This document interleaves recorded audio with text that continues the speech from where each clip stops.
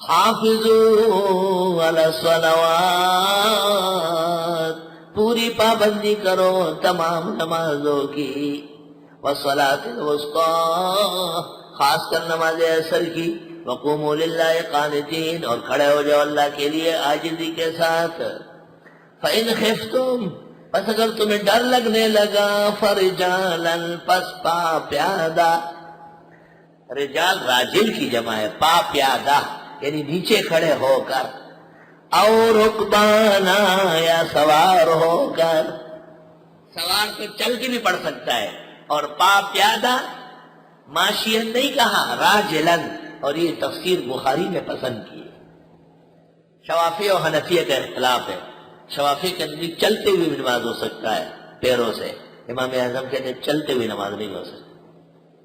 اس لیے حنفیہ کا قاعدہ ہے کہ نماز میں اگر دونوں ٹانگیں کسی نے اٹھا لی یا پورے جسم کو ایک لمحے کے لیے زمین سے علیحدہ کے جمپ مارا تو نماز فاسد ہو گئی۔ مفتی اعظم ہند مولانا مفتی کفایت اللہ نے کفایت المفتی میں دونوں ٹانگیں یک ساتھ اٹھانے والے کی نماز کو فاسد کہا ہے۔ وعلی الطلباء ان ينظروا في هذه الجزء الفقهي۔ حافظوا علی الصلوات فإن خفتم، پس اگر تم کو ڈر لگنے لگا دشمن کا، فرجالا، پس پا پیادہ پڑھو، اور رکبانا، یا سوار ہو کر، تو جس طرف بھی بأی جہت قدرت دابتہ، جس طرف بھی سواری کا منہ ہو اس طرف ہوگا، البتہ جہاں تک ہو سکے فرض واجب سنت فجر کے لیے اترنے کی کوشش کرو، وہ بھی نہیں ہو سکتی خزاؤں کا اندیشہ ہے تو پھر وہ بھی پڑھ لے۔ فَإِذَا أَمِنْتُمْ، بس اگر امن سے ہوئے، فَاذْكُرُوا اللَّهَ، یاد کرو اللہ، كَمَا عَلَّمَكُمْ، جیسے سکھایا تھا تم کو، مَا لَمْ تَكُونُوا تَعْلَمُونَ، جو تم نہیں جانتے تھے۔ اس میں اشارہ ہے کہ حالت عذر میں اور حالت خوف میں جو نمازیں پڑھی، کئی غیر خوف میں اس جیسی نماز نہ پڑھے۔ حالت خوف تو خطرے کی گھڑی ہے، آدمی نیچے اتر نہیں سکتا، اترے گا تو سوار نہیں ہو سکے گا، اترے گا تو دشمن مار ڈالے گا۔ یہ صلاۃ خوف خندق کے موقع پر تھی، اور اس کے باوجود پیغمبر کی نمازیں اور صحابہ کی قضا ہوئی۔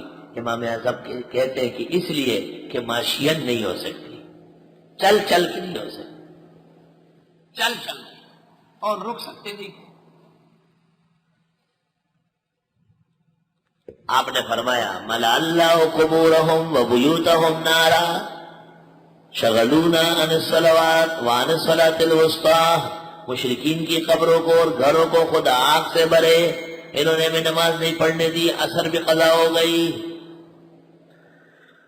والذین یتوفون منکم ویذرون ازواجا، اور وہ لوگ جو فوت ہوتے تم میں سے وہ چھوڑ دیتے بیویوں کو، وصیۃ لازواجہم، وہ وصیت کر لے بیویوں کے بارے میں، متاعن، فائدہ دینے کا، الی الحول، 1 سال تک، غیر اخراج، کہ ان کو نہ نکالا جائے۔ اس زمانے میں 4 مہینے 10 دن کی عدت نہیں آئی تھی، تو لوگوں کو تاکید تھی کہ مرنے سے پہلے رشتہ داروں کو کہو کہ میرے مرنے کے بعد میری بیوی کو 1 سال تک تو یہاں رہنے دو۔ علیک ان تبقی حولا کاملا ومن یبقی حولا کاملا فقد اعتذر۔ ایک شاعر کہتا ہے اپنے دوست کو کہ میرے مرنے کے بعد 1 سال تک تو رو لینا، اور جو 1 سال تک آنسو بہائے اس کے بعد وہ معذور ہے۔ خیر، علیک ان تبقی علی حولا کاملا ومن یبقی حولا کاملا فقد اعتذر۔ اللہ وی چستا مخ پشانتے رنگ وی باغ لورزم پہاغ گل بویر کوما، والذین یتوفون منکم، اور وہ لوگ جو فوت ہوتے ہیں تم میں سے، ویذرون ازواجا، اور وہ چھوڑ مرتے ہیں بیویاں، وصیۃ لازواجہم، وصیت کر لے بیویوں کے بارے میں، متاعن الی الحول، یہ سامان فائدہ دینا ہے ان کو سال بھر، غیر اخراج، نہ نکالا جائے۔ فَإِنْ خَرَجْنَا پس اگر وہ خود نکلے فَلَا جُنَاحَ عَلَيْكُمْ کوئی وبال نہیں ہے تم پر اے میت کے رشتہ دارو فِيمَا فَعَلْنَ فِي أَنفُسِهِنَّ وہ عورتیں جو گھر گزرے اپنے بارے میں من معروف دستور کے مطابق واللہ عزیز حکیم اللہ غالب اور حکمت والے ہیں۔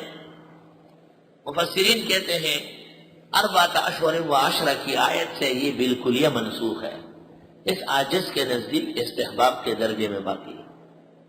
وَلِلْمُطَلَّقَاتِ مَتَاعٌ بِالْمَعْرُوفِ طلاق شدہ عورتوں کو فائدہ دینا ہے دستور کے مطابق حقاً علی المتقین یہ حق ہے پرہیزگاروں پر۔ کذالک یبین اللہ لکم آیاتہ یوں بیان کرتے اللہ تم کو آیتیں لعلکم تعقلون تاکہ تم عقل سے کام لو۔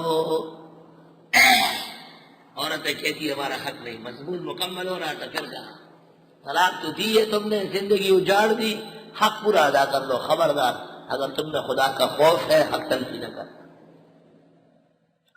وہ 18 احکام جس سے معاشرہ بنتا ہے، رعایا کی اصلاح ہوتی ہے تاکہ ماحول جہاد کے لیے سازگار رہے، وہ مکمل ہو گئے۔